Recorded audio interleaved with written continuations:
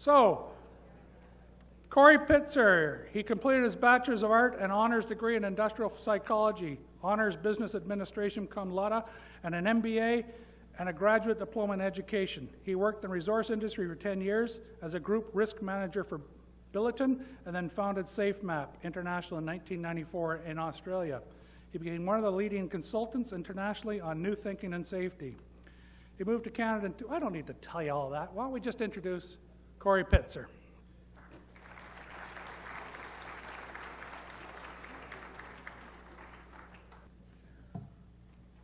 Good afternoon, ladies and gentlemen. Really thank you very much for the invitation to talk to you today.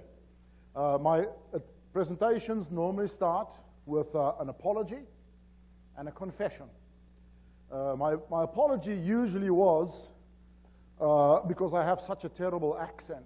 I grew up in South Africa, and then I lived in Australia for 15 years. And 10 years ago, I came to Canada for 2 years, and then that was 10 years ago. And in the last 10 years living here in Vancouver, I picked up this beautiful, fluent Canadian accent. So I don't have to apologize for my accent anymore. But I do have to start with a confession. My company is called SAFEmap. Now, I formed the company in 1994, and I don't think I should have called it SAFEmap.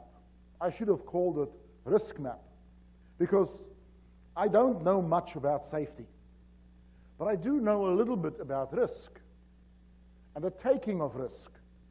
I'm probably a natural-born risk taker. And it was evident in the fact that when I turned 45, what do old men do when they turn 45? They buy a Harley Davidson. And I bought a Harley Davidson. This was in Australia. Now, everybody looks at that and says, oh, that's not very safe. Well, in Australia, 43, 44 degrees heat on a Sunday afternoon, you want to go for a run, you're not going to dress up in all this heavy gear. I did wear a safety helmet. That's about as much as you can handle in that heat. But I drove past an accident one day, my wife and I, motorcyclist accident, and the guy died. My wife was so upset. And she started nagging me, sell the bike, sell the bike, sell the bike. And eventually I had to figure out a plan. So I advertised the bike for $25,000. My wife has no idea about bikes and prices. She would not know. No one's going to phone, and I can convince her I can keep the bike. It worked like a charm. 3 weeks, no one phoned.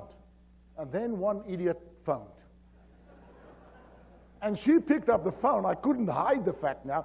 And I said to the guy, hey, it's $25,000. He says, no problem. I'm coming to buy it. I said, okay, well, come around. If he buys it for 25, it goes. He comes around, walks around the bike, young man from work, parked his new car, new pickup in front of in my house. He looks around the bike. He says, I'm taking it. I said, $25,000. He says, I'm taking it. I said, okay.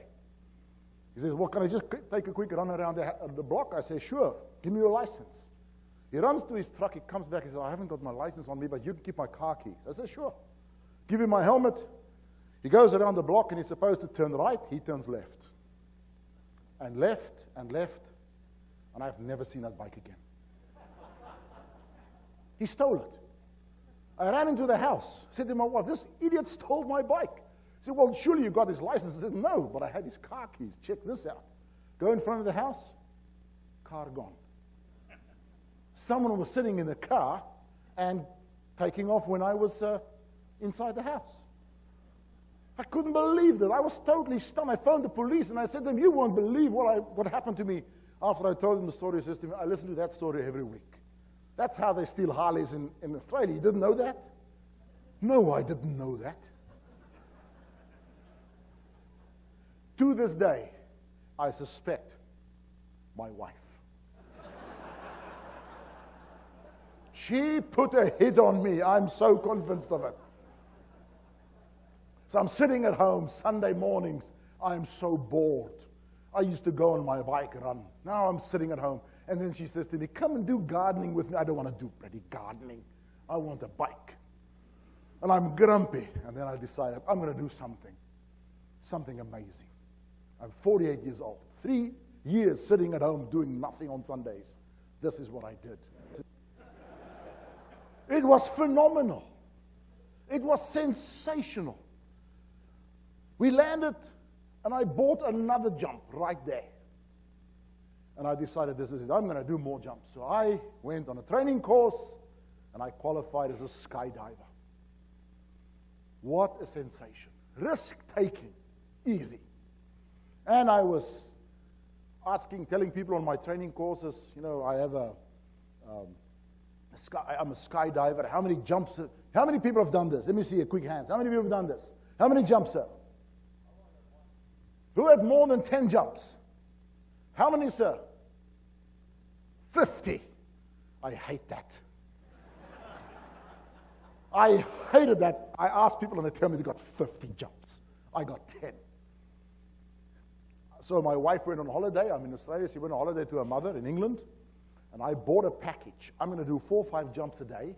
And after a week, I'm going to be in that league of that man. 50, 60 jumps. First day, I had 3 jumps in. My wife wakes up in England, end of my day in Australia, and she in tears. She's crying, totally crying. So what's going on? She says, I could not sleep last night. The whole time I was thinking you're going to be dead in the morning, and I just couldn't sleep. And I said, no, don't worry, it's safe, it's safe. She says, no, you must stop skydiving. And I said, I can't do that. Already had my bloody bike stolen. Now this. And she says, no, it's me or skydiving. And I stood there. After a little silence on the phone, she said, are you thinking about it? I said, no. I promised her I'll stop skydiving. And that was the end of my skydiving career. 13 jumps. But she doesn't know. I've already cheated on her twice. Risk-taking is probably part of my life. This is my life starting in 1981. I came out of university, a psychologist. In those days, there was no Oprah Winfrey and Dr. Phil. No one knew what a psychologist's job was. They didn't know they needed therapy to get through life then. Now they do. But I couldn't get a job. I spent 4 years in the military as a platoon commander in infantry. I thought I've done it all. But I couldn't get a job. So I went teaching. Couldn't live on the money, and eventually I applied for jobs, and I got a job as a human resource manager on a mine. Now, this is the mining town where I was the human resource manager. They told me in Johannesburg when I went for the interview, you're going to meet the manager, Mr. Drummond. He knows you're coming, but they didn't tell me the full story. Well, I signed up with the admin manager, and he says to me, Mr. Drummond knows you're coming, last door on your left. And I was about to say, well, let's go. He says, no, on your own, last door on your left. I said, you're not coming with me? He says, no. And he's nervous. And I said, why not? He says, Mr. Drummond is grumpy today. And if he's grumpy, he fires people. I'm not going near him. Last door on your left. So I was about to walk out. He says to me, can I just warn you? Mr. Drummond doesn't like HR. I said, what? How do you know that? Why? He says, I don't know, but we had 2 HR guys here. Corporate sent 2 guys out here already. One, Mr. Drummond fired after 3 weeks, and the last one he fired on the first day, the interview you're going to now. I said, you are kidding me. He says, I'm not kidding you. That guy's nuts.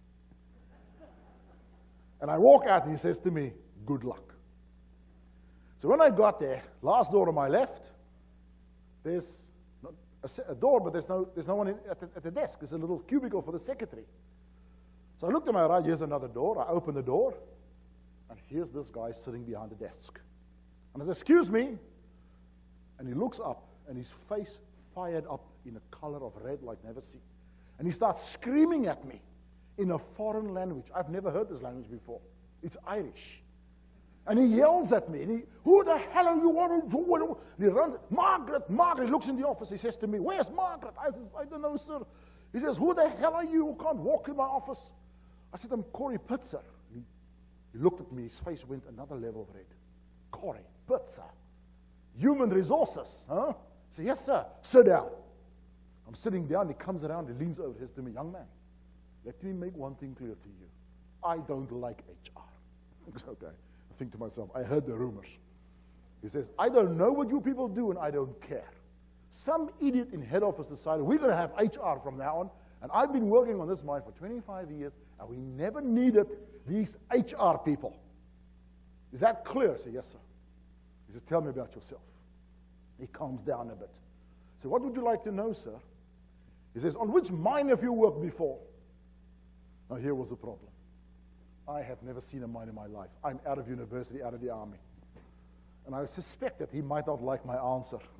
And I was right. When I said, sir, I've never seen a mine in my life, I could not believe that face could get more red. His eyes nearly popped out, and he started screaming. He banged his forehead on his desk, and he starts screaming. I can't keep my eyes off this big red blotch on his forehead now. And he yells, you bloody idiots in head office, you've never seen a mine in your life. And he carries on, and he fired me. Get out of my office. And I'm out of there like a rocket. Close the door. And here's Margaret. She says, oh, you must be Corrie, the new HR manager. I said, I was. He just fired me. She says, no, he didn't fire you. The old man screams like that all the time. Don't pay attention to him. He didn't fire you. He said, go get a blasting ticket. Then you can come back and be an HR guy. What? What is a blasting ticket? I said, she said, talk to the training manager. I talked to the training manager. I said to him, Mr. Drummond said I must pick up a blasting ticket from you. He says, what? People work 8 months on the ground for that. I said, no, I'm the HR manager. I'm not going to work on the ground. He says, well, I'm not giving you a ticket. I said, phone Mr. Drummond. When I said that, he goes like this, oh, I'm not phoning that guy. So why not? He says, look, my friend, on this mine, you don't pick up the phone and phone Gaddafi, which was his nickname. It was also Crocodile. It was also Adolf, for obvious reasons. And I stood there. I was in a complete dilemma. And I said to him, okay, when can I start the training? I thought, maybe a month. I was at university. I'm a psychologist. I can do this training, no problem. The next morning, I arrived on the shaft for my training program. This is a shaft. And around the shaft were thousands of people. Literally, this shaft takes 4,000 people on the ground every day. And you go on the ground in a cage, what they call a cage. And when I walk into an area like this, I get the shivers because this is the size of a cage, the stage I'm standing on. And they squash 50 people on a deck like this. And another 50 people on another deck above you. And you shoot down that shaft in incredible depth. You're traveling at 6 meters per second. There are 3 shafts. We're going down the first shaft, then we're going to go a long ways, then down the second, and then down the third. You experience your ears blocking now. Where's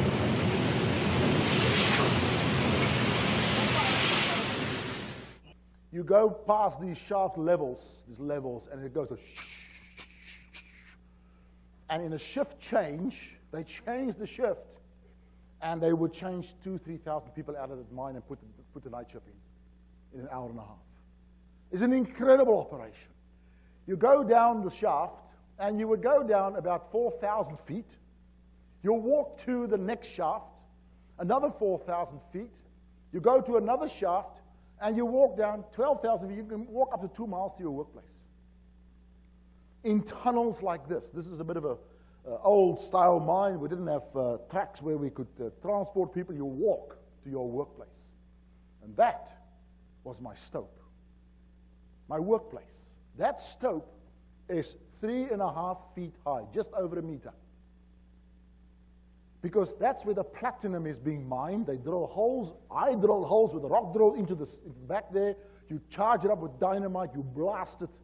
And you shuffle the rock into what is called a kukupan for 9 hours a day. It was the most prestigious university I've ever attended. For 8 months, I learned every theory about human psychology that I was taught at university is wrong. Utterly wrong. This is where the real life works. Money doesn't motivate. What a load of BS. I worked my butt off for my bonus, which was 5 times my salary, which was 4.5 times my teacher's pay. I will do anything for that kind of money. Amazing stuff that happened there. And this is the Kukupan. On my first morning, the miner chased me back to the shaft 2 miles back and says to me, go order me 6 skyhooks. Yeah. Skyhook, what is that? That they'll know. So I walk back, and I want blue ones. So I walk out into this tunnel, and a locomotive come at me. And I can see this locomotive on the tracks. And I jump off the tracks, and I'm standing against the side wall. And this Kukupan material car starts wobbling on the tracks. And it wobble, right past my head. And I'm pressed against that rock. And if that thing came off there, I'd have been dead. That was my first morning. The risks are incredible. These people know how to deal with risk. And this is what I find so beautiful and fascinating about the industries that I consulted to after that, and the forestry industry. They deal with risk every day. And it creates a special kind of person. It creates a special kind of person. And those people are here today. And to me, this is one of those beautiful moments where I can talk to people who understand what I'm saying. I've studied disasters around the world for many years. And I looked at a strange kind of a disaster. And they all have a lot of similarities to the most original disaster of a high enterprise organization, the Titanic. Everybody heard the story of the Titanic. It was the biggest, best ship the human being has ever built. It was unsinkable. And on this day, led by Captain E.J. Smith, by all accounts, he was related to Mr. Drummond, or Mr. Drummond to him. Think of one of his grandchildren, if you ask me. He led this ship into this ocean. And it was delayed in Queenstown, in Ireland, for 1.5 hours before it took off, because another ship drifted into its path, and then it took off. And it then went on its merry way to New York. Now, way up there, came down an iceberg. Now, you've seen Titanic movie. Everybody's seen the movie. No one has ever told you the story of the iceberg. It had a story too, you know. It had a right to be there. It broke off Greenland 3,000 years ago. And it drifted down like what millions of icebergs would do. And they hit each other. They met in the middle of the ocean. Now, just think about this for a moment. And this is incredibly important. If that iceberg, if Titanic had not been delayed in Queenstown for 1.5 hours, it would have missed that iceberg with almost a mile. And you would never have heard of the Titanic. And no one in this room would have heard of a guy with the name of Leonardo DiCaprio. He would have been some 2-bit actor somewhere. Coincidence. Now, when you look at these kind of organizations, which are like the Titanic, and this is the words of the president of the White Line Shipping Company, we believe our ship is safe, it's unsinkable. There are organizations like that who sank. Anybody remember which company was behind Bhopal, India disaster? Union Carbide. Union Carbide was the most outstanding chemical company at the time. They were the DuPont of the time. Their safety performance was out there. And then they killed 3,000 people when a flange was missing that was supposed to be on one pipe on one of the thousands of pipelines they have. Piper Alpha, North Sea oil rig, killed 167 men, and 6 months before, they've just won a safety competition, rating them the best oil rig in the North Sea. The best. Texas Refinery, Texas refinery was benchmarked against by other refineries in Texas when it had that explosion. You read the Baker report, you'll see how it's standing there. Safety performance in terms of lag indicators. Deepwater Horizon, Gulf of Mexico, Transocean, the owner of the oil rig who worked for BP, was the leading contractor in the oil and gas industry. BP themselves was probably the world leader in safety in the oil and gas industry, along with Shell. North Parkes mine in Australia was a specific personal example for me. I was, in 1999, selected to be the judge of a very prestigious award in Australia. We were a team of people, 6 people in total, and we judged the applications of mining companies who want to be rated the best in the country that year. And they would be vying for the MINEX award, very prestigious. That year, I was on the panel, and we selected North Parkes to be the winner of this MINEX award. 4 months later, a disaster on that mine killed 4 people, and if it happened a half an hour earlier, 36 people would have been dead on the safest mine in Australia. You do not know, maybe, that the Westray coal mine in Canada in 1992, 1991, when they had a disaster, they were given the John T. Ryan Safety Award 11 days before the disaster.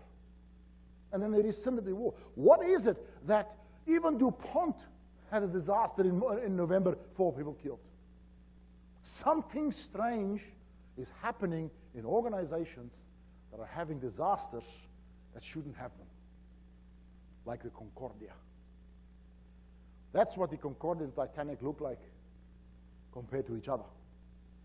These organizations focus strongly on safety as a core value. They focused on technology, systems, audits, reinforcement. They were fixated on the compliance behavior of employees and to eliminate the at-risk behavior. And they targeted and achieved low accident rates, and they were getting nearer and nearer to zero. What kind of organization is that? It is a well-managed organization. Now, when you look at how these organizations bring their safety performance down, this is the Bradley curve. They do exactly what you do every single day. You analyze and prevent accidents. You engineer a safe work environment. You enforce safety rules, safe procedures, accountability for safety. We hear them all. Eliminate the at-risk behavior, set safety targets, reward achievements. They do all of that, just much better than most people.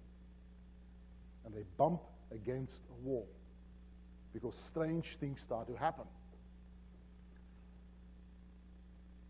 It's well-managed organizations. And this is where Mr. Drummond was. He was an excellent, outstanding manager. Now, there are 7 of them, but I only have time for 5 today. What I call traps, management traps in safety. The trap of compliance, protection, human error, numbers, and pretension. The trap of compliance. If you divide human behavior up, organizational behavior up, in acting safely, taking risks, complying to rules and breaking rules, you get 4 quadrants. In that quadrant there, think about road safety, taking risks, breaking rules. You don't want people there speeding, drink driving. Speeding is horrible. Speeding kills people. And that's why we have speed limits of 30 miles an hour in towns, or 50, 60 kilometers an hour, because the human body can survive at that speed.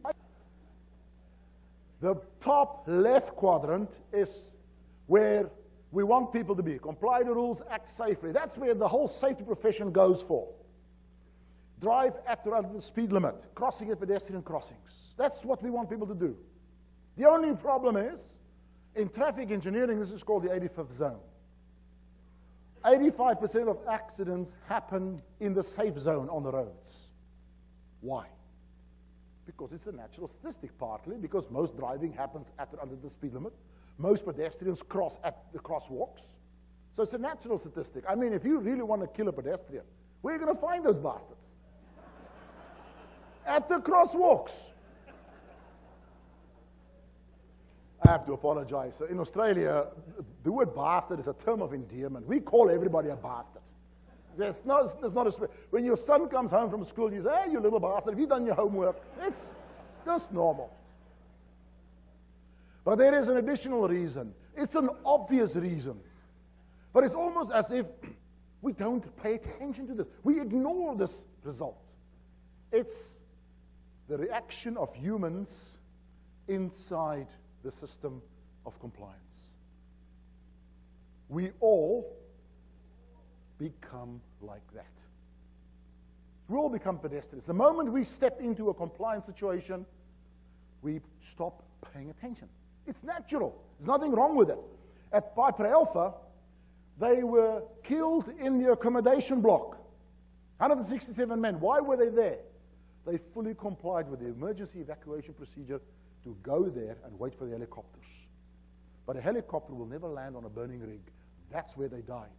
There were 10 people who jumped off the rig, who followed a young man who was a helicopter pilot qualified guy, who realized he's got to jump in the sea, a no-no in the North Sea. But that's the only way he thought is, and they survived. Now, I'm not making a case for rule breaking. I'm making a case for the loss of focus inside the rule compliance. When rule compliance becomes a cult in the organization, this happens.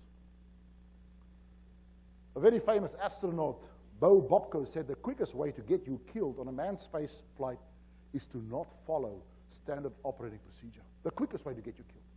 He said the second quickest way to get you killed is to always follow standard operating procedure.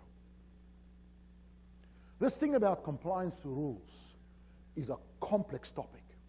And organizations that became disaster prone fell into the trap of thinking they're safe when people are complying. It leads to the trap of protection, the perception of protection. In Sweden, in 1967, they decided to switch over from driving on the left to driving on the right. Now, how do you do this? It's a tricky business to do this in the whole country. So they set a target, 1st of September, 12 o'clock that night, you can't be on the roads because I'm going to change all the signs over. And the next morning, at 6 o'clock, you must come out on the wrong side of the road. Don't forget, come out on the wrong side of the road.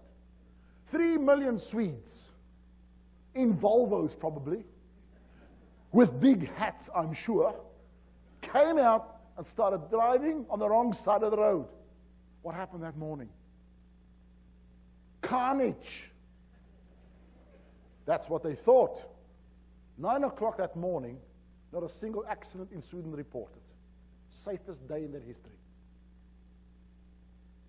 The accident rate dropped down to the lowest level ever and stayed low for 18 months.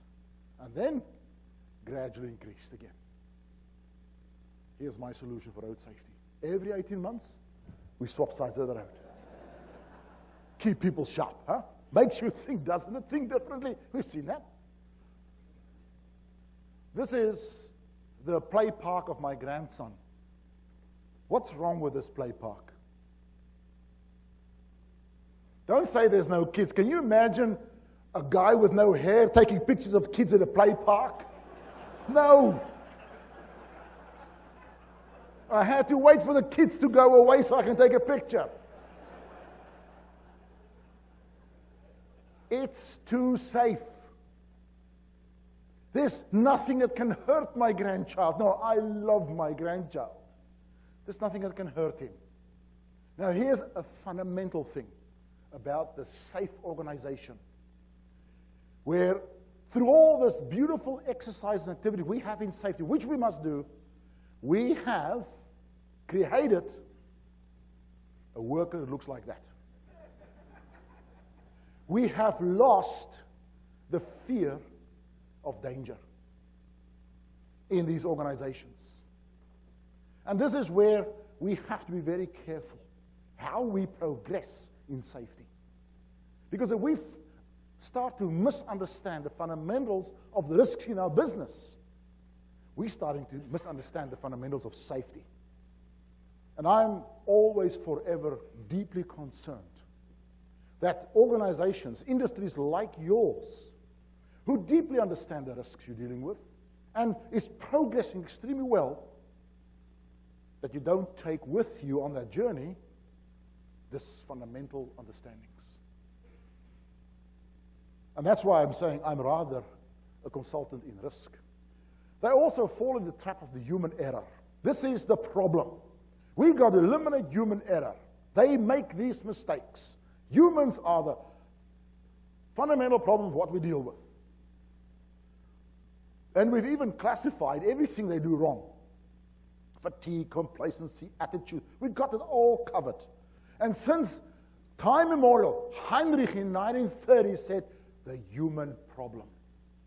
And we all see this as the human problem. This is the kind of people we deal with, lapsing, forgetful, unreliant, inconsistent. And everything has got to be done to eliminate those problems. Well, I want to disprove that. Because we focus on this, we miss the real human error.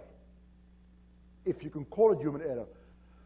I'm going to let you make a mistake now. I'm going to let you blow up a plant, and you're going to kill 11 people, and there's nothing you can do to stop it. Nothing. And when you've done it, I'm going to ask you, is this accident preventable? And you're going to have to agree, yes, it is. You could have prevented it, but you cannot until afterwards. Chemical plant that manufactures 4 different chemicals. Chemical 2 is a corrosive one. So once a year, they pump all the chemicals out of tank 2 into 1, 3, and 4. They slow down the production of the whole process. The only problem is the mixture of 1 and 2 is potentially explosive. So all they had to do was prevent too much of 2 going into 1. I'm going to give you that task to do now. They had 8 crews sitting around a video monitor that shows the flow rates of these tanks. And if any one of the 8 sees too much of 2 going into 1, they divert 2 to 3 and 4. Very simple operation, 27 years, no mistake. 28th year, a quirky set of numbers, and no one saw it exceeded. I'm going to give you a set of numbers, and I'm going to ask you to add up these numbers. Very simple, like 2 plus 2. But you must do it loud, everybody together, so I can hear who blows them up. You cannot prevent this accident from happening. You're going to blow 11 people up right now. Focus now. Pay attention. Don't be complacent. You know all the nonsense we tell people. Do it now. Everybody together, take 1,000 plus 40. No. I'm going to, everybody, because I want to hear who blows them up. Take 1,000 plus 40. Plus 1,000. Plus 30. Plus 1,000. Plus 20. Plus 1,000. Plus 10.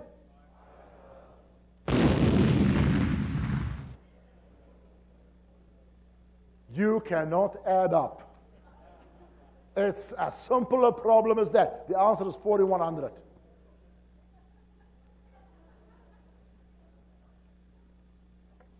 These are mistakes that we have no understanding of. You made a mistake. You saw what you expected to see. This mistake killed 167 men on Piper Alpha. That night, when the Piper Alpha sent out a mayday, everyone else heard about there's a fire on Piper Alpha at 10 o'clock that night, and they lost radio contact, and they all kept on producing oil. And they fueled a small fire into a large fire, to the point where it exploded and 167 people killed. When the judge challenged the managers on the other rigs, why did you not stop production? They all said, we assume they're going to get the fire under control. Because these oil rigs are fitted with extremely advanced water deluge systems, pumps under the water. But what happened that day before, the manager of Piper Alpha sent scuba divers under the water to do repair work. Because he was worried that if a fire would start, they may be sucked up by the pumps, by the deluge system. He had the pumps switched on manual. And that night, someone forgot to put it back on automatic. And that next, they all saw what they expected to see. Like you just moments ago expected to see a spoon, and there was a fork. The mistakes that people make are inherent in us.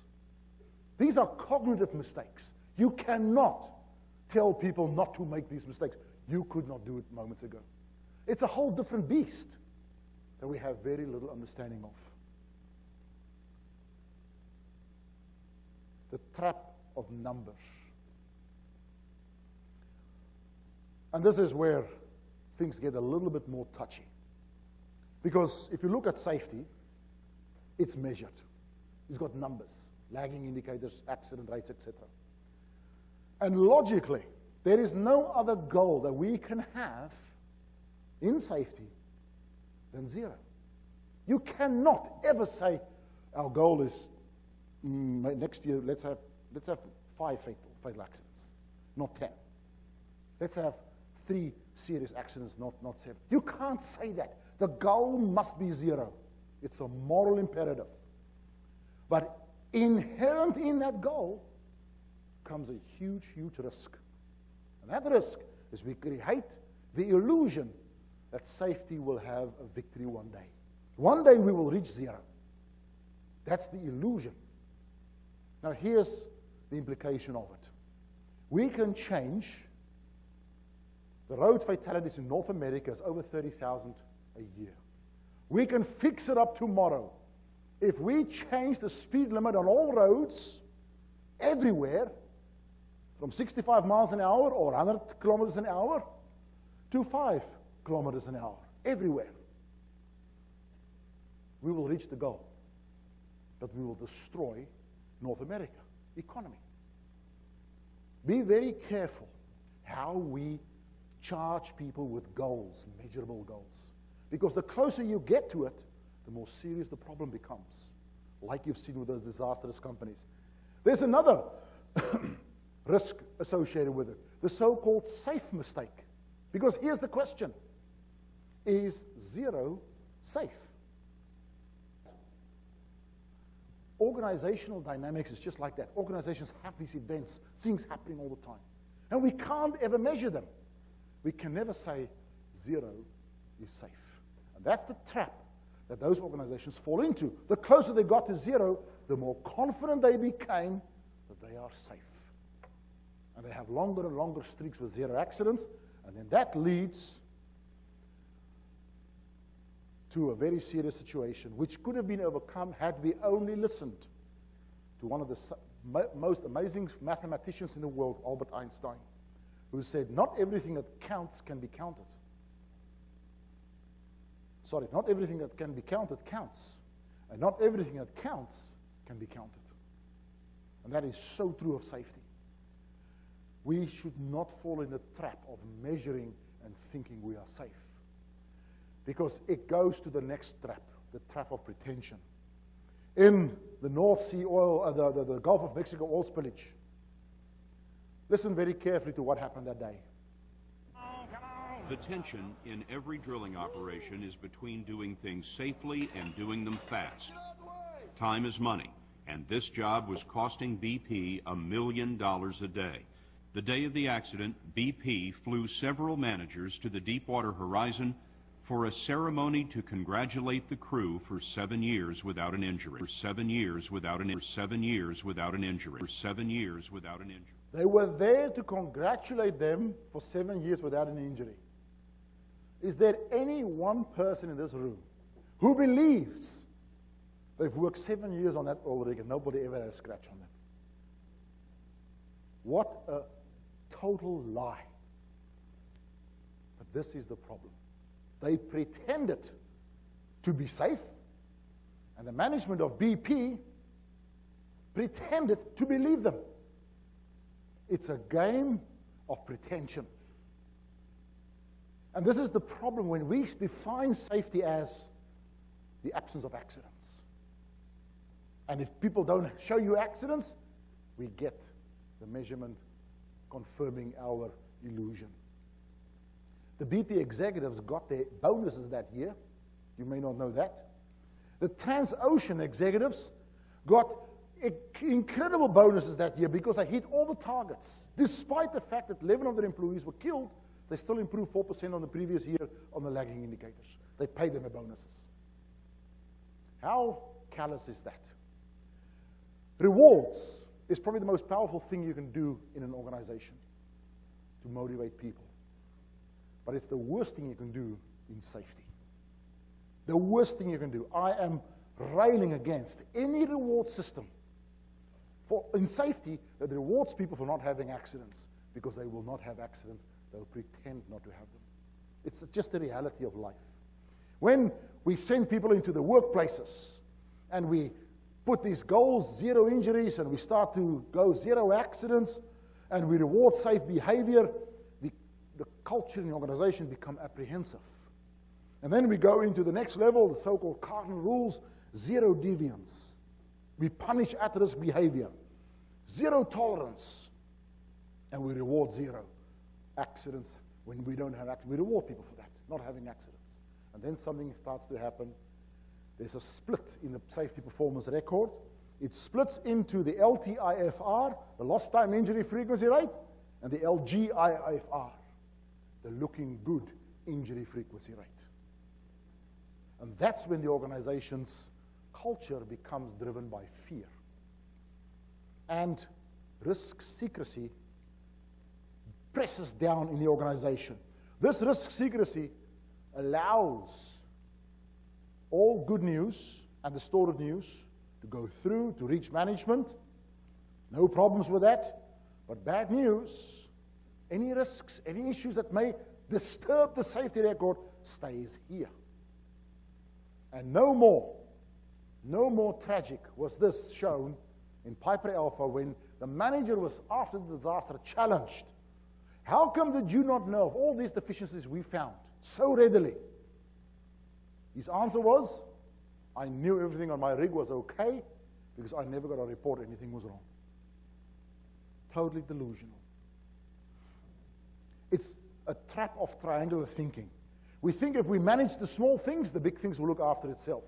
If we manage the surface stuff, the visible injury rates and the lagging indicators, and that's what we do, you come out of the harbor, you're the captain of the ship. What do you tell your engine room if the ocean looks like that? Full speed ahead. And we don't know what we don't know. An obsession with small incidents has led in that oil rig in the Gulf of Mexico. You could not walk with a cup of coffee without the lid on. You had to hold the handrails when you go up and down the stairs. Oh, great stuff. But the obsession with that was the cause they didn't see the big ones coming. We should be obsessed with the right things in the organization. Shifting to great was shown in leadership by Mr. Drummond to me. He became a true leader. When I got my job as an HR manager after 8 months on the ground, it was wonderful. I mean, I'm sitting there in the office, drink coffee, chatting with my secretary, Dixie. People walk in the passages, and I say to them, are you happy? And they say, yes. I go back and say, my job is done. That's HR's job. Easy job. If you can find a job in HR, take it. Amazing job. And then 6 months into my career, my secretary, Dixie, comes back from the kitchen and she says to me, we just had word that there was a fatal accident on the mine. It's a shift boss and I don't know who it is. I knew all the shift bosses on the mine, small mining town. I carry on with my office, with my work that morning, thinking about this, but 11 o'clock, my phone rings, Mr. Drummond. First time he phones me in that 6 months that I'm working for him. Come to my office. I run down the passage. I get there. I thought I was in trouble. I can only hear Dixie saying to me, good luck. And I get there. Margaret says, go in, he's waiting for you. So I open the door, and the first thing I look for is what's the color of his face. It's gray. Oh, I'm not in trouble. I'm sitting down in front of him, and this is what he said to me. Corrie, it's Polly Kruger, shift boss that was killed. And you must go tell his wife. I said, excuse me, sir? He says, you heard me. His wife doesn't know. You got to go and tell her. And I said to him, sir, but, and he says to me, don't you but me. Go, go, go. End of discussion. Anything after that, words of Mr. Drummond, you get fired. I'm out of there. I'm stunned. I don't know what to do. Dixie suggests to me that I should take a minister from the church with me. So I drove out to her house. And when I arrived at her house, that's a small mining town. Everybody knew that there's a shift boss killed on Buffalo North Mine. Now you can imagine those families waiting to hear who it is. And when I stop in front of her house and I walk up a driveway with a minister from her church, she knew exactly what we're doing there. And she became hysterical and started screaming at me. And she threw cups at me, yelling at me, "Gaan weg, gaan weg." She, go away, I hate you. When she opened the door, she fainted. And we picked her up and we put her in the house, and I got the family in. And it was a horrible day. I went back to the office and I went home. When the funeral happened, the whole town was there. Mr. Drummond and his wife stands there on the side. They don't pay attention, say nothing to the people. Funeral is over, they left. And people thought and said, what an animal is he? Well, it wasn't 4 weeks later. I'm sitting in my office. Dixie burst into my office. You will not believe this, Corrie, but we just had another fatal accident. And I went like this. And I knew Mr. Drummond was going to phone me. And he did. I sat in front of him. He says to me, "Corrie, it's Danny White. I'm sorry, you're going to have to tell his wife again." I said, "Sir, you know, the family, last time when I talked to Miss Kruger, said to me, why are you not there to give him the message? Why do you send me as a messenger?" "Sir, I'm just telling you that's what they said, because he's going to fire me now." And he says, "Corrie, I know I can't do this, but I can't. You must do this for me, please." First time I ever heard him say please. I said, "Sir, why don't you come with me? I'll talk, just be there." He says, "You talk." I said, "Yes, sir." So we drive up with his car. We stop in front of the house. And as we walk up, we heard the following sound.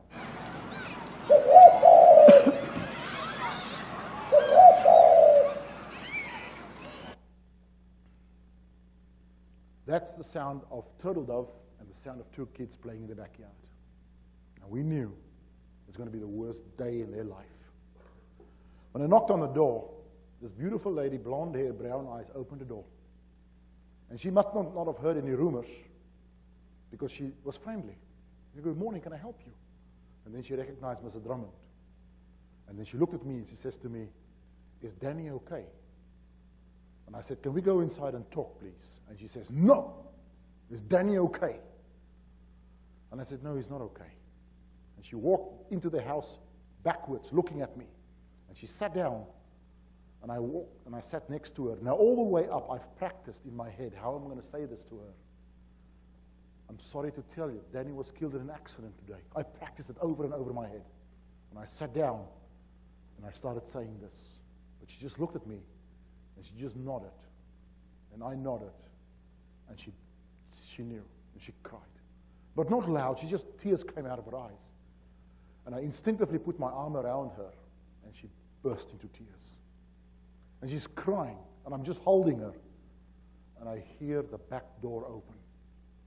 And one of the girls came running in. Lindsay was her name. And she was about 6, 7 years old, beautiful blonde girl. And the mother, she says to her mother, "Mama, hoekom huil jy? Hoekom huil jy? Why are you crying?" And the lady says, "Lindsay, the managers came to tell us Daddy is not coming home tonight." And I looked at her and I wondered, why did she say it like that? Why did she say that? But then this little girl looked at Mr. Drummond and says to him, "Sir, why is my daddy not coming home tonight?" But she says this in Afrikaans. "Hoekom kom my papa nie huis toe nie?" Mr. Drummond can't understand that. And he says, "Corrie, what is she saying?" I says, "Sir, she's asking you why her father's not coming home." And he says, "What? What?" He can't understand what's going on now. And he looks at me, he looks at her, and then he realized what's happening. And he grabbed this little girl, and he started crying and sobbing all over her. And all he could hear him say was, "I'm sorry, I'm sorry." At that moment, the other little girl came running into the house. They were twins. This is the closest picture I could get of them. And the mother stood up, and she pulled him into a room behind me. And I watched there that day how she explained to them their father was killed. And they were stunned beyond belief. And eventually she said to them, "Go outside and play, and I'll come to you in a moment." They walked out, and they wouldn't look at us. Wouldn't make eye contact. And as we walked out, Mr. Drummond grabbed me on the arm and said to me, Corrie, I'm never going to do that again. And I thought he was too uncomfortable, and I thought I'm going to hit him in his face. What an animal. And he says to me, no, that's not what I mean. What I mean is we're going to stop killing and hurting people on my mine. Because that lady and those two little girls did not deserve today. He paid for one of those little girls' education at university to become a nurse out of his own pocket. And I found it out, and when I met him in the old age home where he was passing away, basically, I said to him, sir, why did you pay for Lindsay's education? He said to me, Corrie, you know that day when she didn't want to look at me when they walked out of that room, those two little girls, I realized I killed their father. And that's an incredible realization for a leader to make. Leaders think beyond zero.